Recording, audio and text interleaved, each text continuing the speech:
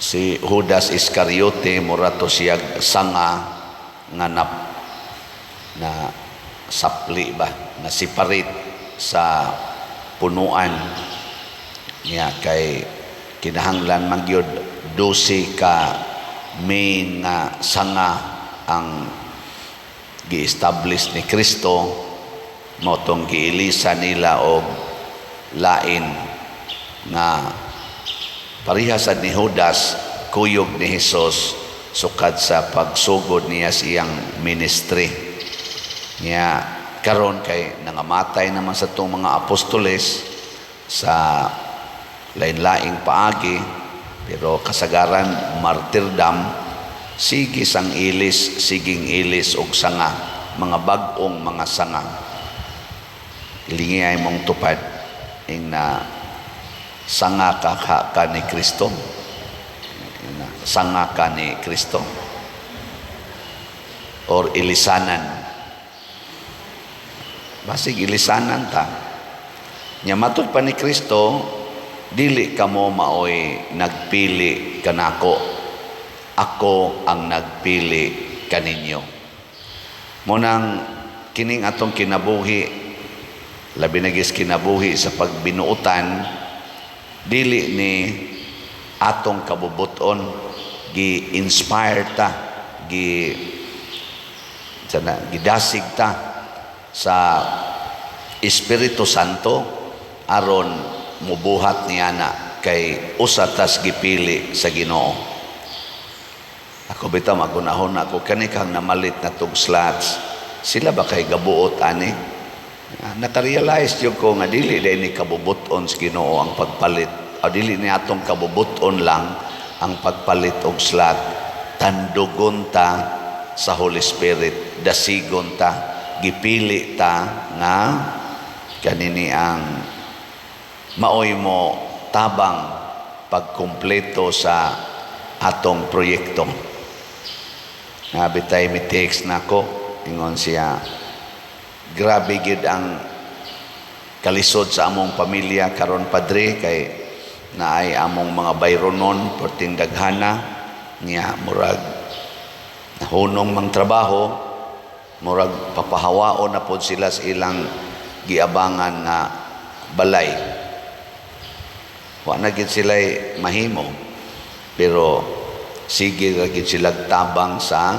mga nanginahanglan apil na dinhis ato palit gyapon sila slot labing minus usa ka slot regularly niya minaw po sila sa hangyo sa Ginoo wa naman gid sila kwarta na pa man sila cellphone na sila laptop ilang gi pamaligya niya ang halin ila sa gikuhaan palit sa silag slot nato karon nag-anam-anam na sila ka-recover na sila nauli na sila sa ilang panimalay nga ilag yun niya nakakita na po sila mga ginagmayng opportunities in life siya ipadayon lag-ampo pa der nakoong mo padayon mo anang inyong pagkamanggihatagon mubunga gid mo kay ang Ginoo may nagpili ninyo pagkamanggihatagon nyag inyo ginang sigihag sunod siya'y mo pabunga kanato matud pagay niya diri mahingpit ang inyong kalipay gilingay mong tupad ing na magsigig yung kagpalit og slot ing na no duha na ra ba ni kabuk atong slots no na atay is BF dag para sa atong kumbinto tag 500 pesos ni per slot ang atong halin as of yesterday niabot na og 21,199 ka slots na apay 38,801 ka slots nga available niya naani siya ay 16 slot challenge nga tag 8,000 per challenge nakadawat na pud ta og 17 ka 16 slot challenge niya ang atos ang ikaduhang slot mao ang para sa Kapilinya di Fatima katong San Remigio part 3 na ni siya. Kaya ang part 1 katong pag-construct August 8 to October 2, 2021, mao to'y part 1, 30 million atong gi-raise. Ang part 2 katong pag-consecrate sa Kapilinya, January 19 to March 13, gi-raise nato ang 10 million. Nya karon part 3 ang pag-landscape na ni sa kaning atubangan sa katong main nga chapel. Niya ang grounds na niya gibutangag pillars, niya na ay mga gipang simento, gi-landscape, nindot na ni cost ni siya og 24 million. Niya ang katong atong part 1 o part 2 na amo dito'y sobra nga 13 million gibayad, so 11 na lang. Niya naka-raise po sila from September hangtod karon, hangtod atong 13, naka-raise na po sila mga sa Kapilinya o mga 5 million, so 6 million na lang atong tiwason og bayad. Niya as of yesterday nahalina na punta ani og 91 ka slots. So 5,909 na lang ka slots ang available para sa Kapilinya kaning Mother Mary's Healing and Deliverance. O niya 82 ang dito sa Kapilinya atong Pizza 13 ni. O niya ang ato dinhi gahapon nahalinan sa tag 9 ka slots. Di ba? So good na tagkahalin. O atong pakpakan ang tanan nga namalit ni ini. Salamat kayo. Kini siya pagpakita ni nga kita sanga nga connected pas punuan. Kay namunga man niya ang iyang bunga pahimuslan sa atong simbahan. Niya sige pa man sa tagdawat dinis atong investment slot katong DSAP na nasay usa gahapon nga atong nadawat, so 194 ka slots na ang atong DSAP, kaning tag 500,000 nga pesos nga investment slot with 25% interest per annum. So napamudihay wa gamita nga 500,000, ibilin lang sana dinhi ato nang gamiton para sa kalambuan sa simbahan. So lain na sang pakpak para sa mga DSAP investor. Salamat kayo. Kani ginagmay ra ni paghatag, pero dunay requirement si Kristo nga kung gusto kita nga makumpleto gyud ang atong kalipay, ingon siya pagpakamatay gyud. Gilingay mong tupad ing na musangko gyud kas pagpakamatay. Willing ka?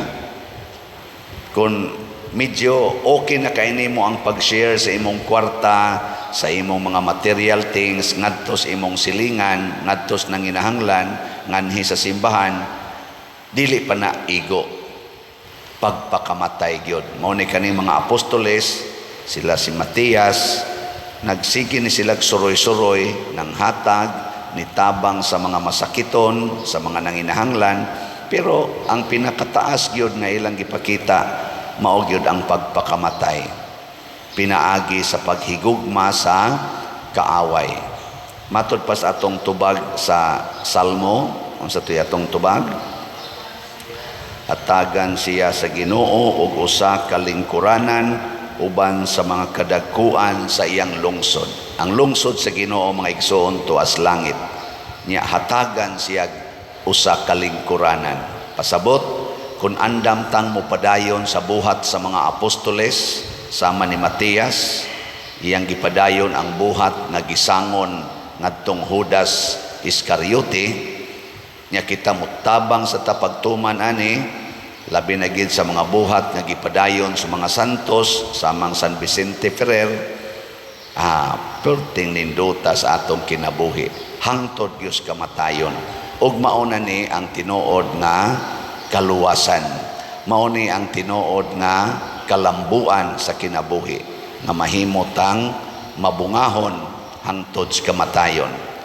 Last na lang lingi sa imong tupad ing na pwede ra gyud ko nimong Patyon. Sige na. Di man gina mo patay imong tupad. Pero ingna ba na pwede ra gyud ko nimo patyon. Kanindot ana kung mag-practice ta na kay makaatubang unya tagtao nga mo patay gyud. Kana mao na gyud ang panahon na ang imong gi-practice pareha na bang boxer unsa may praktisan sa boxer sige hagsok mag punching bag di pa man na mo sokol ang coach katong ang trainer magdadaan ang naang murag sukmag-sukmagon mura sa kunuhay sila nag sukbagay practice ra na yahuman kada mga sparring mates di man gina maninood pero practice lang na kay kun nindot kayo imong practice inigabot na gyud sa actual nga kaaway di na ka maglisod muna kamo mga asawa practice inyong bana pagsulti dong pwede ra gyud ko nimo patyon ana ang mosulti ani okay kayo nya mubaos ang bana mas maayog ako'y imong patyon kay I love you very much ana ba moabot yung panahon matubang nimo ang kabit sa imong bana nya unsa may mo isulti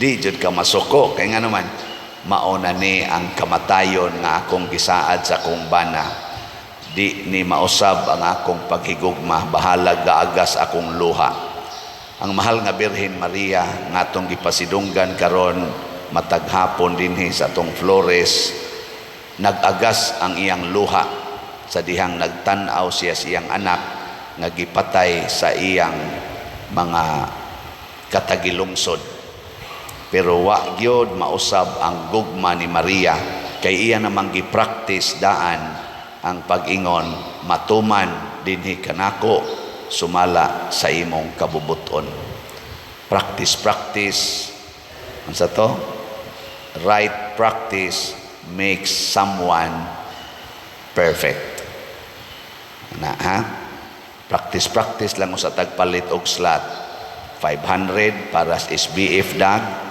1,000 para sa MMHD para sa kapilinya nya mahurot ra ning 6,000 nga kapilinya mahurot ra sa ning 38,000 nga SBF dag nya human ana makakita dayon tag malipayon nga katilingban o mabungahon nga kinabuhi